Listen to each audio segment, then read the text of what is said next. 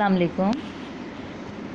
कल मैंने एक बात डिस्कस की थी कि हम लोग रिश्वत देते हैं मुख्तलिफ़ तरीक़ों से और काम करवाते हैं। आज मेरा पोस्ट ऑफिस जाने का इत्तेफाक हुआ। मुझे कोई सामान बिल्टी करवाना था अपनी सिस्टर को, तो जो सामान बिल्टी करवाना था उस सामान के ऊपर मैंने भी रिश्वत दी। मैंने जो एड्रेस लिखा उस एड्रेस के साथ मेरे बहनोई चूँकि एसडीओ वापडा हैं, तो मैंने उस पर एसडीओ वापडा साथ ब्रैकेट में एसडीओ वापडा को मेंशन किया। जब मैं पोस्ट ऑफिस गई तो पोस्ट ऑफिस में एक साहब खड़े थे। मैंने उनको कहा कि मैंने ये सामान बिल्टी करवाना है, तो उन्होंने मुझे कहा कि ये जो बुज़ुर्ग साइड पे बैठे हैं आपने इनके पास जाना है।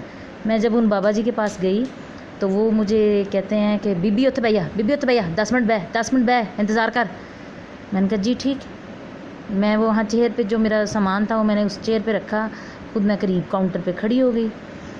वो साहब 5 मिनट बाद दोबारा कहते हैं कि मैं क्या भैया। मैं कहा सर आप काम कर लें, कोई मसला नहीं है, मैं जब आपका काम ख़त्म हो जाएगा आप मेरा सामान मतलब बिल्टी कर दीजिएगा, कोई इशू नहीं है।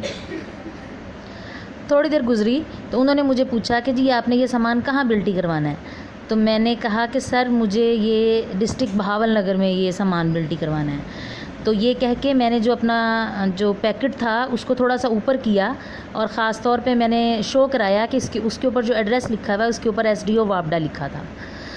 तो जो बाबा जी पहले मुझे यूँ पढ़ रहे थे कि बीबी उठ भैया बीबी अंज कर, तो वो उससे पहले आईडी कार्ड पे भी मेरे साथ इतराज़ कर रहे थे कि जी बीबी या नाम तू कहते ने वालिदा लिखा होया तो एड्रैस आईडी कार्ड तू अपना दे रही हैं।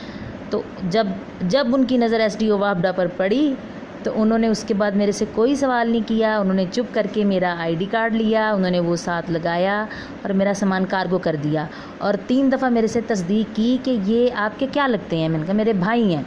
ये एसडीओ वापडा है? मैंने कहा हाँ जी एसडीओ वापडा है। अच्छा, ये कह के उन्होंने सामान बिल्टी कर दिया। ये है इनडायरेक्ट रिश्वत देना, मतलब मैंने उसको प्रॉपरली कोई रिश्वत नहीं दी, लेकिन पाकिस्तानी कौम का ऐसा ही बुरा हाल हो चुका हुआ है कि वो डायरेक्ट या इनडायरेक्ट इस किस्म की रिश्वत लेते और देते रहते हैं। मेरे जैसे भी और भी बहुत सारे। इसी तरह एक बस सर्विस में से मैं मुंसलिक हूँ। उसमें जब पैसेंजर गाड़ियों में बैठे होते हैं तो माज़रत के साथ मैं अपनी आर्मी के बिल्कुल ख़िलाफ़ नहीं हूँ, लेकिन जब हमारे आर्मी के जो फ़ौजी हज़रात हैं जब गाड़ी में ट्रैवल करते हैं तो उकाड़ा कैंट का जो एरिया आता है जहाँ उन्होंने ड्रॉप होना होता है, वहाँ गवर्नमेंट ने हमें उस बस सर्विस को कोई भी टर्मिनल वहाँ अलॉट नहीं किया गया, वहाँ इजाज़त नहीं है पैसेंजर ड्रॉप करने की। लेकिन जो हमारे फ़ौजी हज़रात हैं वो इस बात पे बज़िद होते हैं कि मैं फ़ौजी हूँ तो मुझे वहीं उतारा जाए जहाँ मैं कह रहा हूँ। अगर हम उनसे कहें कि सर हम रूल्स फ़ॉलो कर रहे हैं तो रूल्स के तहत यहाँ हमारा टर्मिनल नहीं है, हम आपको ड्रॉप नहीं करेंगे, तो वो आगे से कहते हैं कि जी हम बॉर्डर्स पे आप लोगों के लिए लड़ रहे हैं, हम बॉर्डर्स पे आप लोगों के लिए खड़े हैं, तो आप हमारे लिए अपना रूल नहीं ब्रेक कर सकते। ये हमारे जो फ़ौजी हज़रात हैं, ये मैं उनकी बात बता रही हूँ। ऐसे ही जो हमारे जूनियर डॉक्टर्स या डॉक्टर हज़रात अगर वो अपनी गाड़ी पे सफ़र नहीं करते, लोकल प्राइवेट ट्रांसपोर्ट पे सफ़र करते हैं, तो ऐसी ही स्टेटमेंट रूल तोड़ने के लिए आउट ऑफ द वे जाके मतलब हेल्प मांग रहे होते हैं। और भी बहुत सारे डिपार्टमेंट हैं, दोबारा फिर इस पर भी बात करूँगी, सोचिएगा ज़रूर। ये इनडायरेक्ट रिश्वत है जो हम लेते हैं।